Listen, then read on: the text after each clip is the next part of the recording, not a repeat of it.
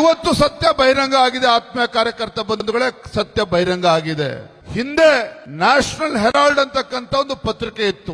ಸ್ವಾತಂತ್ರ್ಯ ಪೂರ್ವದಲ್ಲಿ ಈ ದೇಶದಲ್ಲಿರ್ತಕ್ಕಂಥ ಸಾವಿರ ಸ್ವಾತಂತ್ರ್ಯ ಹೋರಾಟಗಾರರು 10,000 ರೂಪಾಯಿಗಳನ್ನ ಜೋಡಿಸಿ ಆ ನ್ಯಾಷನಲ್ ಹೆರಾಲ್ಡ್ ಅಂತಕ್ಕಂಥ ಒಂದು ಪತ್ರಿಕೆ ಪ್ರಾರಂಭ ಆಯಿತು, ಟ್ರಸ್ಟ್ ಪ್ರಾರಂಭ ಆಯಿತು. 10 ವರ್ಷಗಳ ಕಾಲ ಈ ಟ್ರಸ್ಟ್ ನಡ್ಕೊಂಡು ಬಂತು.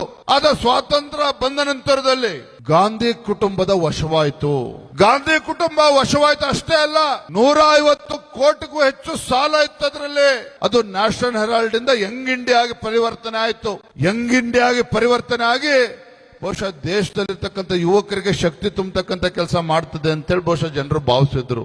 ಆದ್ರೆ ಸೋನಿಯಾ ಗಾಂಧಿ, ರಾಹುಲ್ ಗಾಂಧಿ ಅವರ ಕಪಿಮುಷ್ಟಿಗೆ ಬಂದ ನಂತರದಲ್ಲಿ 150 ಕೋಟಿಗೂ ಹೆಚ್ಚು ಸಾಲ ಇದ್ದಂತ ಆ ಟ್ರಸ್ಟ್ ಸಂಪೂರ್ಣವಾಗಿ ಸಾಲ ಮನ್ನಾ ಆಗ್ತದೆ. ಕಾಂಗ್ರೆಸ್ ಸರ್ಕಾರ ಇದ್ದಾಗ ಕೇಂದ್ರದಲ್ಲಿ ಕೇವಲ 50 ಲಕ್ಷ ರೂಪಾಯಿ ಹೂಡಿಕೆಯನ್ನ ಮಾಡಿ ಸೋನಿಯಾ ಗಾಂಧಿ ಮತ್ತು ರಾಹುಲ್ ಗಾಂಧಿ ಅವರು ಸಂಪೂರ್ಣವಾಗಿರ್ತಕ್ಕಂಥ ಟ್ರಸ್ಟಿನ ಮೇಲೆ ಹಿಡಿತವನ್ನ ಸಾಧಿಸಿ ಏನ್ ಮಾಡ್ತಾರೆ ಅಂತ ಹೇಳಿದ್ರೆ 3 ಕೋಟಿ ರೂಪಾಯಿ ಬಂಡವಾಳನ ಹಾಕಿ 3 ಕೋಟಿ ರೂಪಾಯಿ ಬಂಡವಾಳ ಹಾಕಿ ಒಂದೇ ವರ್ಷದಲ್ಲಿ 150 ಕೋಟಿ ರೂಪಾಯಿ ಸಂಪಾದನೆ ಮಾಡ್ತದೆ ಟ್ರಸ್ಟ್.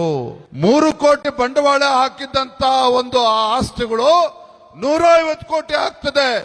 ಇದು ರಾಹುಲ್ ಬಾಬಾ ಅವರ ಒಂದು ಅಭಿವೃದ್ಧಿಯ ಮಾಡಲು. ದೇಶದಲ್ಲಿ ಯಾವುದೇ ಒಬ್ಬ ಉದ್ಯಮಿಗೂ ಕೂಡ ಸಾಧನೆ ಮಾಡೋದಕ್ಕಾಗಿಲ್ಲ. ಅಂತ ಸಂಪಾದನೆಯನ್ನ ರಾಹುಲ್ ಗಾಂಧಿ ಅವರು, ಸೋನಿಯಾ ಗಾಂಧಿ ಅವರು ಯಂಗ್ ಇಂಡಿಯಾ ಟ್ರಸ್ಟ್ ಮೂಲಕ ಇವತ್ತು ಸಂಪಾದನೆ ಮಾಡಿದ್ದಾರೆ. ಇದರ ಪರಿಣಾಮ ಏನು? ಇವತ್ತು ಎನ್ಫೋರ್ಸ್ಮೆಂಟ್ ಡೈರೆಕ್ಟರೇಟ್ ಬೊಬ್ಬೆ ಹೊಡಿತಾರೆ ಕಾಂಗ್ರೆಸ್ನವರು.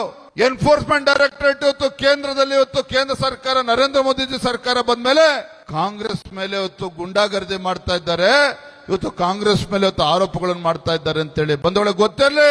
ಎನ್ಫೋರ್ಸ್ಮೆಂಟ್ ಡೈರೆಕ್ಟರೇಟ್ ಇವತ್ತು ಪಾರದರ್ಶಕವಾಗಿ ತನಿಖೆ ಮಾಡಿದ ಪರಿಣಾಮವಾಗಿ ಇವತ್ತು ಯಂಗ್ ಇಂಡಿಯಾ ಟ್ರಸ್ಟ್ ನಲ್ಲಿ ಸ್ವಾತಂತ್ರ್ಯ ಹೋರಾಟಗಾರ ಪ್ರಾರಂಭ ಮಾಡಿದಂತ ಟ್ರಸ್ಟ್ ಇವತ್ತು ದೇಶದ ಯುವರಾಜ ಅಂತೇಳಿ ಭಾವಿಸಿರ್ತಕ್ಕಂಥ ರಾಹುಲ್ ಗಾಂಧಿ ಕೈಯಲ್ಲಿ ಬಂದ ಮೇಲೆ ಯಾವ ರೀತಿ ಗೋಟಾಲ ಆಗಿದೆ ಅಂತ ಹೇಳಿ ಎನ್ಫೋರ್ಸ್ಮೆಂಟ್ ಡೈರೆಕ್ಟರೇಟ್ ತನಿಖೆ ಮಾಡಿ ಇವತ್ತು ಬೇಲ್ ಮೇಲಿರ್ತಕ್ಕಂಥ ಸೋನಿಯಾ ಗಾಂಧಿ ಮತ್ತು ರಾಹುಲ್ ಗಾಂಧಿ ಅವರು ದೇಶದ ಪ್ರಧಾನಮಂತ್ರಿ ಆಗ್ತಕ್ಕಂಥ ಕನಸು ಇವತ್ತು ದೂರ ಆಗಿದೆ.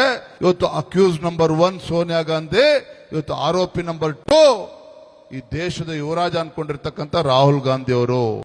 ಹಾಗಾಗಿ ಇವತ್ತು ಸಂದರ್ಭದಲ್ಲಿ ಒಂದು ಮಾತನ್ನ ಹೇಳ್ತಾನೆ, ಕಾಂಗ್ರೆಸ್ ಪಕ್ಷ ಈ ದೇಶದಲ್ಲಿ ಭ್ರಷ್ಟಾಚಾರಕ್ಕಾಗಿನೇ ಬದುಕಿರ್ತಕ್ಕಂಥ ಒಂದು ಪಕ್ಷ ಯಾವ್ದಾರ ಇದ್ರೆ ಅದು ಕಾಂಗ್ರೆಸ್ ಪಕ್ಷ. ಅದಕ್ಕೋಸ್ಕರ ಇವತ್ತು ದೇಶದಲ್ಲಿ ಭ್ರಷ್ಟಾಚಾರವನ್ನು ಇವತ್ತು ಕಾಂಗ್ರೆಸ್ ಪಕ್ಷ ಅವರ ಆಡಳಿತಾವಧಿಯಲ್ಲಿ ಆಗಿರ್ತಕ್ಕಂಥದ್ದು.